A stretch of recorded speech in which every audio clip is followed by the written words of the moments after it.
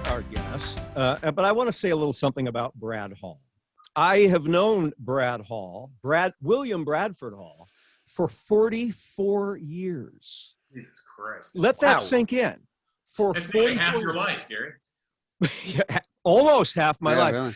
And in fact, we can go into this in a bit. I remember the moment we met, Brad, 44 years ago. I remember you coming into my apartment. But anyway, that's neither Oh here my nor there. God, that's Just yet. disgusting. I was a rent boy. We went to Northwestern together, but you know, over the years, especially in the beginning, our lives and careers have been very connected at times. We manage now to see each other about once a year when I go to Los Angeles or when you're on a book tour through Waterloo, Iowa, Brad. You know, our lives are divergent now, but I have to tell you sincerely, he is one of the most inspiring people that I've ever known, somebody that I've looked up to, even though I'm older than he is, since I've met him. And he's also possibly the smartest person that I know. Now, he has an advantage in, you'll notice he has a very large brain. Brad has a very large head. And so and I mean this seriously, his brain is bigger than mine.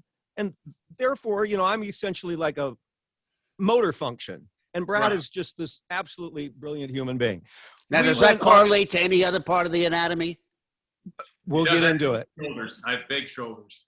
But we digress. Brad and I did theater together in Chicago after Northwestern. We went to Saturday Night Live together.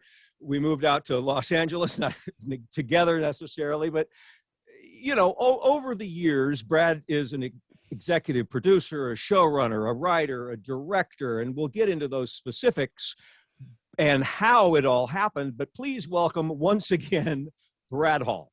God bless you, Gary. I can't believe he's still here after that introduction. I slept through only the first part. Okay.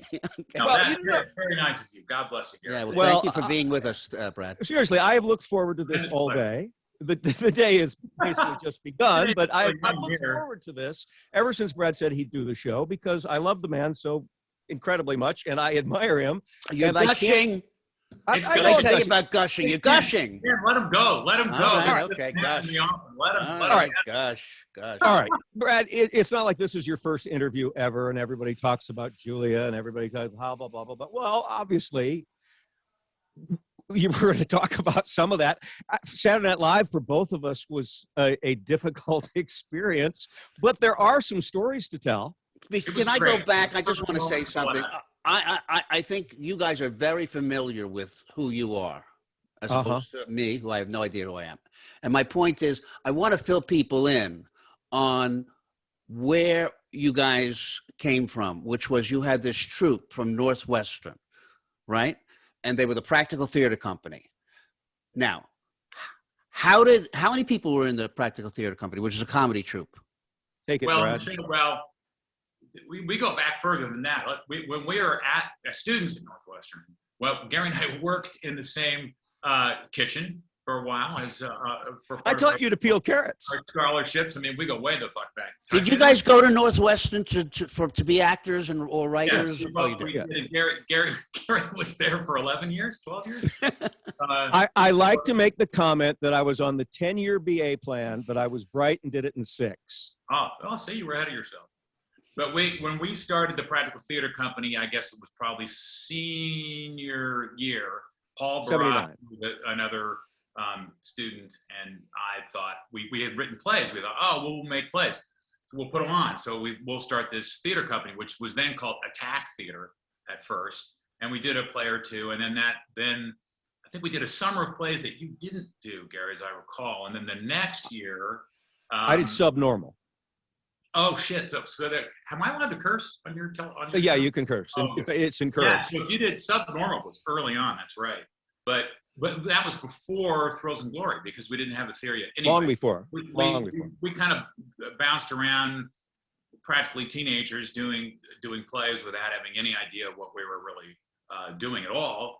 And we got a little bit of a following, and then we got ourselves our own tiny theater, 42-seat theater in Chicago. And who's in the troupe at this time? At this point, in that show, the first show that we put on there, it was Gary, Paul Barras, Reed Branson, and Rush Pearson was the first show.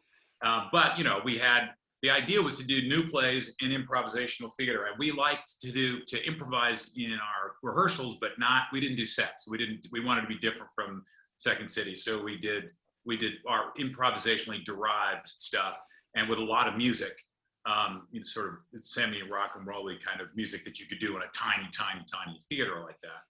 And that's what we were doing for, I guess a year or two. And then we did a show So this is 4 guys right now. Yeah, and then Julia it's 4 white guys. And remember, I was billed diversity yet. That's for sure. I was billed as the beardless boy.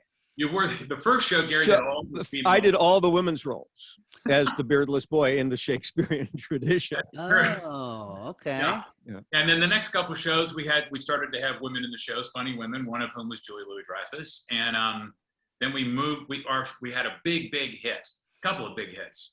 It wasn't hard to have a big hit in a 42 theater. Basically, your friends show up and you're packed house. So is this a space that the university allowed you guys to use? No. We started that way, but then we built in a little storefront that had been a wig store. It was on the only street in Evanston, Illinois, which is next to Chicago, where you could sell liquor. We didn't sell liquor, but you could on that street. So this was a business venture. You guys needed to pay rent. Not much, but nevertheless. We had to pay the rent, yeah. Well, what we would do is actually at the time, I was lucky enough to be a working actor in Chicago. So I did musicals and did all these different plays in Chicago at different theater companies. And then I would just give my salary to the theater.